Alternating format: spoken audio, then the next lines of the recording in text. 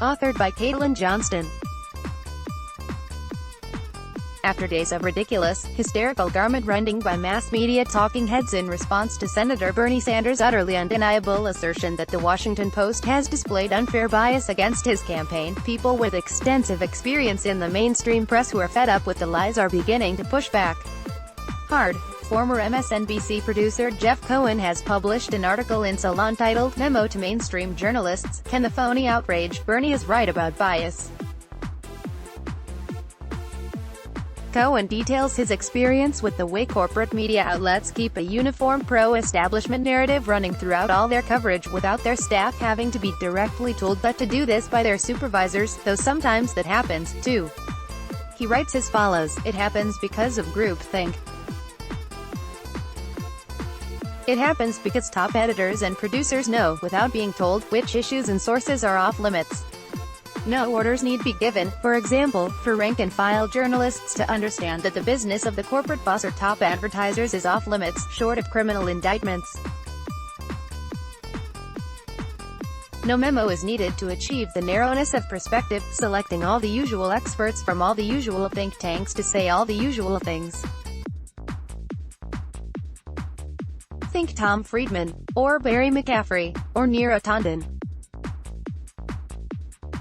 or any of the elite club members who've been proven to be absurdly wrong time and again about national or global affairs." Cohen's exposé follows the phenomenal segment recently aired on The Hill's show Rising, in which former MSNBC star Crystal Ball and her co-host Sagar and Jati both detailed their experience with the way access journalism, financial incentives, prestige incentives and peer pressure were used to push them each toward protecting establishment narratives in their respective mainstream media careers.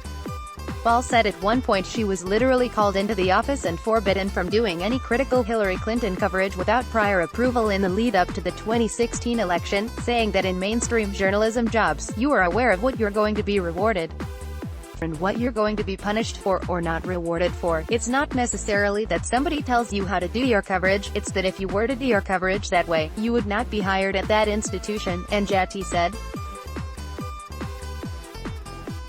"So it's like if you do not already fit within this framework, then the system is designed to not give you a voice.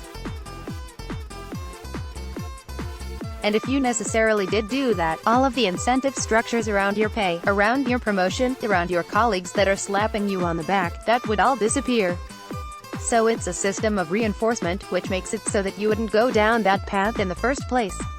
Rolling Stone's Matt Taibbi has also jumped in to push back against the absurd denials of bias from the establishment media, publishing a new article titled, "The Campaign Press, Members of the 10%, Reporting for the 1%, Media Companies Run by the Country's Richest People Can't Help But Project the Mindset of Their Owners." Taibbi, an award-winning journalist with lots of experience in the news media industry, writes that pro-establishment narratives are advanced in mainstream press not because some explicit order is handed down by a media-owning oligarch, but because we all know what takes will and will not earn attaboys in newsrooms.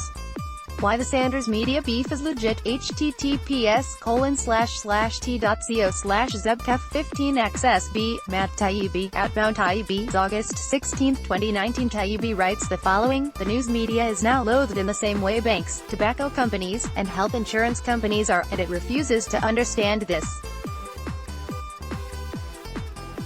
Mistakes like WMDs are a problem, but the media's biggest issue is exactly its bubbleness and clubby inability to respond to criticism in any way except to denounce it as misinformation and ire.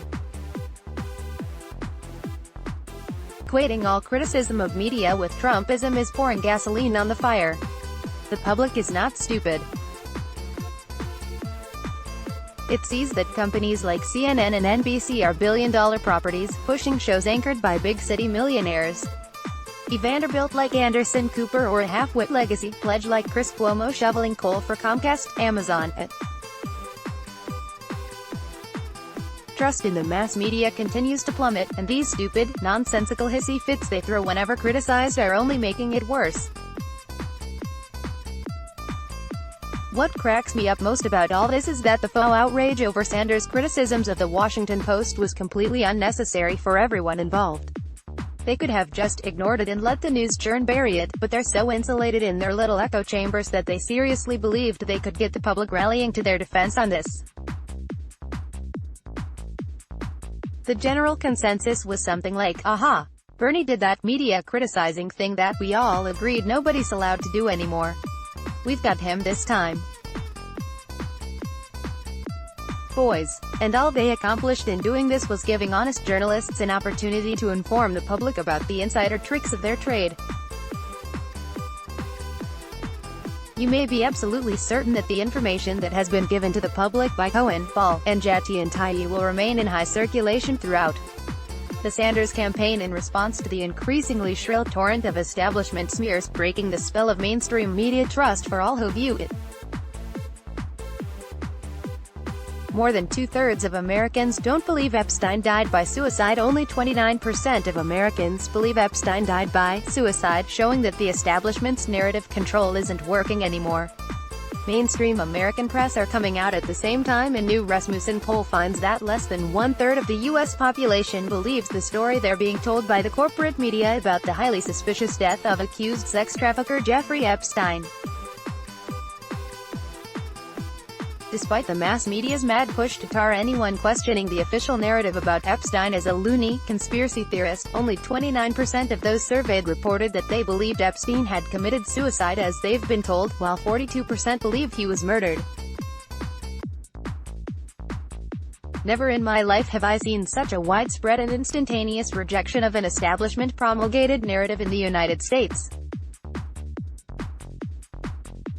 This is hugely significant. The entire imperial oppression machine is held together with aggressive plutocratic propaganda. The ability of the ruling class to manipulate the way people think, act and vote is the only thing stopping the public from using the power of their numbers to force real changes and create a new system that is not built upon endless war, ecocide and exploitation. The mass media propaganda engine is now at its weakest and most vulnerable point ever, and the narrative managers' attempts to regain control are only exposing them more severely.